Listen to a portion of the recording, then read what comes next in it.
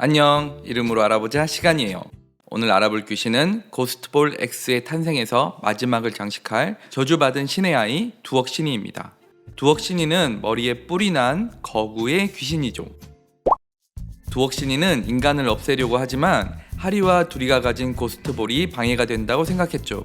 그래서 함께 봉인해서 나온 귀신들인 우사첩, 구미호, 진의 귀신, 당목귀를 시켜 고스트볼을 빼앗으려고 했습니다. 그중 구미호는 두억신이에게서 도망쳐 리온과 묘한 관계가 되고요. 귀신들이 실패하자 두억신이가 직접 금비를 청목 형형으로 만들어 고스트볼을 파괴하죠. 강림과 리온이 두억신이를 상대했지만 두억신이의 강력한 힘에 상대가 되지 못했죠. 고스트볼을 잃은 하리와 두리는 가세하지 못했고요. 두억신이의 정체는 예전 금비와 같이 살던 도깨비 형제들이었죠. 과거 전쟁으로 난리가 나자 피난민들이 도깨비 마을로 찾아오게 되었는데 이들을 불쌍히 여긴 도깨비들은 그들을 자신들의 마을에 받아주게 됩니다. 얼마 뒤 피난민들을 잡으러 온 관군들은 도깨비에게 저지당하자 마법사를 불러 악기를 동원해 도깨비 마을을 공격합니다. 이들의 공격에 피난민들이 쓰러지기 시작하자 이에 분노한 도깨비들은 하나둘씩 관군을 공격하기 시작하죠. 신의 아이인 도깨비는 인간을 공격해서는 안 되는 규칙이 있었는데 이 규칙을 깬 도깨비들은 하나씩 타락하기 시작하고 마법사의 공격에 마을의 리더 도깨비가 쓰러지자 도깨비들은 더욱 분노하게 됩니다. 분노한 도깨비들은 리더 도깨비와 합쳐져 거대한 귀신이 되는데 그 귀신이 두억신이었죠. 이렇게 되자 하늘에서 신의 힘이 내려와 두억신이를 봉인하여 돌로 만들고 금비는 봉인의 요소를 사용하여 괴짝의 악귀들을 봉인하죠. 세 번째 시즌 첫 화에서 나온 봉인이 풀리는 장면의 돌산과 괴짝이 이때 봉인된 것이었죠. 금비가 남은 힘을 짜내어 시간 되돌리기 요술로 고스트볼을 원래 상태로 돌려놓으려고 하지만 두억신이의 공격으로 이조차 실패하죠. 두억신이의 공격에 쓰러진 금비의 모습을 보고 신비가 분노하여 타락하려고 하지만 금비가 이를 말리고 신비 또한 두억신이의 공격으로 쓰러집니다. 결국 전투가 가능한 강림, 리온, 금비, 신비가 모두 쓰러지자 두억신이의 앞을 가로막은 이는 아무런 전투 능력이 없는 하리, 두리, 가은, 현우였죠. 이들을 두억신이가 공격하려고 하자 고스트볼이 빛나면서 두억신이의 공격을 막아내고 고스트볼에서 소환할 수 있는 모든 귀신이 소환됩니다.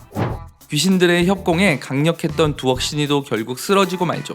금비와 신비는 쓰러진 두억신이에게로 다가가 인간이 모두 나쁜 것은 아니라고 설득을 하고 금비의 말에 두억신이는 흔들리죠. 그때 하늘에서 피난민들의 영혼이 내려와 두억신이의 손을 잡아주고 두억신이는 다시 도깨비로 돌아와 승천하게 되죠. 두억신이는 녹색 피부에 커다란 덩치를 가진 귀신으로 자신만큼이나 큰 철퇴를 들고 있죠. 커다란 뿔과 붉은 눈, 뾰족한 엄니가 보통 귀신이 아니라는 느낌을 주죠. 두억신이는 악귀들을 소화로 두고 있어서 이들을 부리는 능력이 있죠. 또 들고 다니는 커다란 철퇴를 휘둘러 상대를 공격하죠. 두억신이는 우리나라의 같은 이름의 두억신이 이야기에서 모티브를 얻은 것으로 보입니다. 두억신이에 관한 옛날 책에 이런 이야기가 남겨 있죠. 한 벼슬아치의 집에 잔치가 있어 많은 사람이 왔죠. 갑자기 16살 되어 보이는 사납게 생긴 아이가 나타났지만 모두 누군가의 종이라고 여겨 묻지 않았죠. 아이가 마루 안으로 들어오자 손님들은 그 아이를 쫓아내려고 하였고 그제야 아무도 그 아이에 대해서 모른다는 것을 알게 되죠.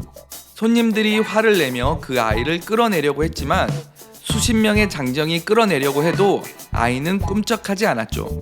다시 힘센 무인 대여섯이 몽둥이로 아이를 때렸으나 아이는 눈 하나 깜짝하지 않았죠. 그 아이가 사람이 아닌 것을 알게 된 사람들은 다들 뜰로 내려와 무릎을 꿇고 간절히 빌었는데 한참 후에 아이는 빙긋 웃고는 문을 열고 나가 사라졌죠. 그 후에 잔치에 갔던 사람들 사이에서 전염병이 돌아 죽게 되었고 특히 아이를 꾸짖거나 끌어내리거나 때렸던 사람 그리고 그것을 시킨 사람들은 머리가 깨져서 죽었다고 합니다. 한국의 전통 요괴들이 보통 사형과 친근함이 있는 존재지만 두억신이는 정체를 알 수 없고 이유를 알 수 없는 두려운 존재로 전해지죠.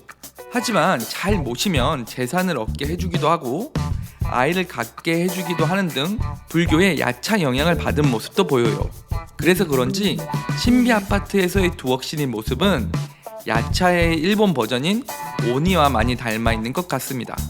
두억신이의 이름은 머리를 뜻하는 두, 누르다는 뜻의 억과 신이로 되어 있어요. 두억은 머리를 누른다는 뜻이고요. 신이는 신위라는 말에서 나온 것으로 보는데 신을 뜻하는 신, 자리, 위치를 뜻하는 위로 되어 있어요. 머리를 누르는 신격의 존재라는 의미의 이름이라는 것을 알 수 있죠. 오늘은 신비 아파트 세 번째 시즌의 최종 보스 두억신이에 대해서 알아보았어요. 리온, 강림이 같이 상대해도 이길 수 없을 만큼 정말 강력한 귀신이었어요. 그런데 마지막에 신이 그렇게 잘 달래서 데리고 갈 수 있었으면 진작에 달랬으면 됐을 텐데 그렇게 오랫동안 봉인해둬서 화가 더 바짝 오른 것 같아요. 얘도 그렇고 애초에 이 양반이 제일 문제인 것 같네요. 그럼 다음에 또 만나요. 안녕. 구독과 좋아요를 많이 부탁해요.